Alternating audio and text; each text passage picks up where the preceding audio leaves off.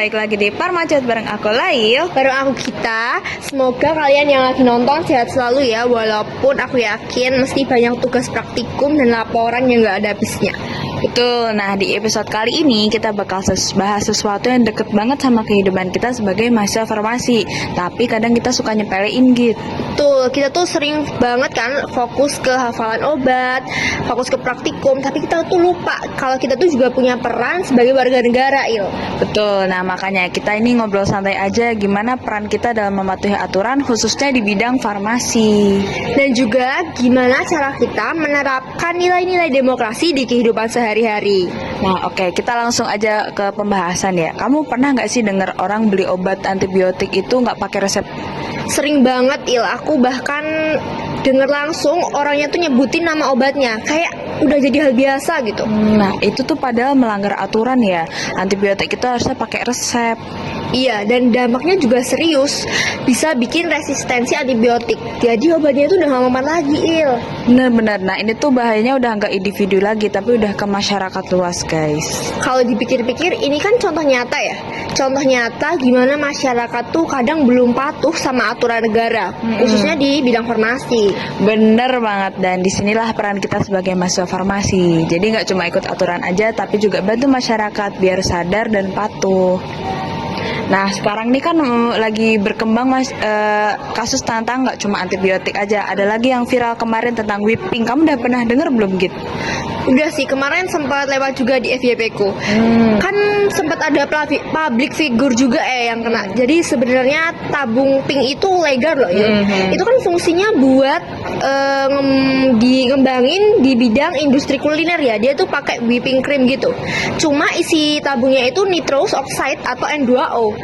Dan malah sekarang tuh banyak digunain buat masyarakat tuh buat dihirup, buat dia tuh ngerasain nge-fly gitu. Ya, benar-benar.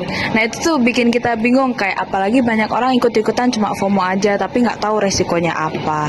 Padahal itu dari sisi hukum BPOM tuh udah ngelarang tegas loh Il soal masalah ini. Penggunaannya itu bisa berpotensi dijerat kasus Undang-Undang Kesehatan nomor 17 tahun 2023 soal zat adiktif. Ini tuh bukan masalah kecil lagi. Iya sih benar. Nah kita ini kan sebagai farmasi ya, jadi paham banget kenapa bahaya secara medis. N2O itu ternyata antagonis vitamin B12. Nah kalau sering dihirup dia itu ngerusak vitamin B12 gitu. Nah nanti dia bisa merusak kesehatan saraf kita. Nah bisa efek jangka panjangnya tuh bisa sampai neuropati, gangguan keseimbangan, bisa juga kerusakan saraf permanen. Itu kan Gimana? itu kan kayak jangka panjangnya ya. Itu tuh ada lagi loh resiko secara langsungnya. Oh apa tuh? Hipoksia, Il. Hipoksia itu kekurangan oksigen secara tiba-tiba yang bisa bikin kita tuh jadi langsung pingsan. Jadi bukan cuma nge-fly sebentar tapi bisa jadi lebih bahaya lagi gitu ya. Oh iya, makanya edukasi itu penting banget ya. Bukannya kita menghakimi tapi ngajak orang-orang sekitar buat lebih paham aja. Oh, nah itu juga nyambung loh Il ke kasus kedua yang mau kita bahas. Apa tuh? Pot vape yang ternyata tuh sekarang banyak mengandung narkoba, Il. Jadi pot vape yang biasa dikonsumsi itu diselundupin sama narkoba. Itu juga lagi rame banget dan kasusnya itu terus berulang.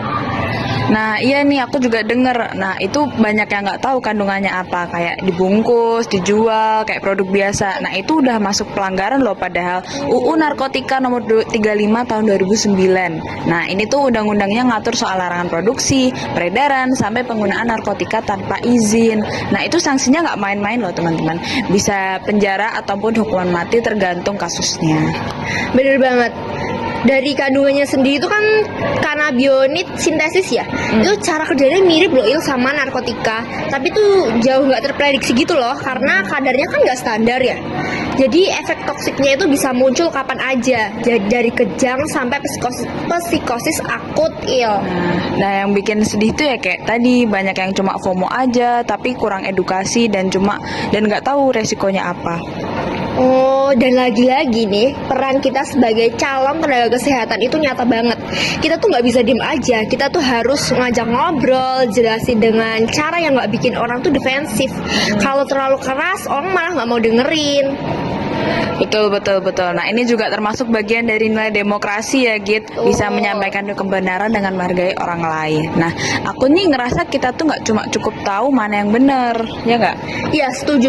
Kita tuh juga harus bisa menyampaikan ke masyarakat dengan cara yang baik. Iya, benar. Nah, itulah titik nilai demokrasinya.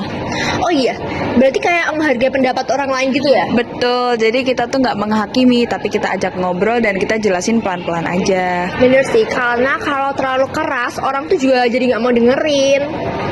Betul. Jadi sebenarnya kita juga melatih di kehidupan kampus loh. Nah, itu kita belajar menghargai satu sama lain, Git. Oh, jadi maksudnya yang dimaksud dengan menjalankan nilai demokrasi dalam kehidupan sehari-hari ya?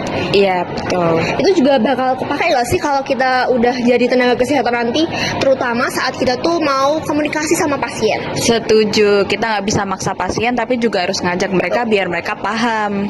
Jadi kesimpulannya dari dua kasus ini itu bukan soal sekedar tren viral nggak sih?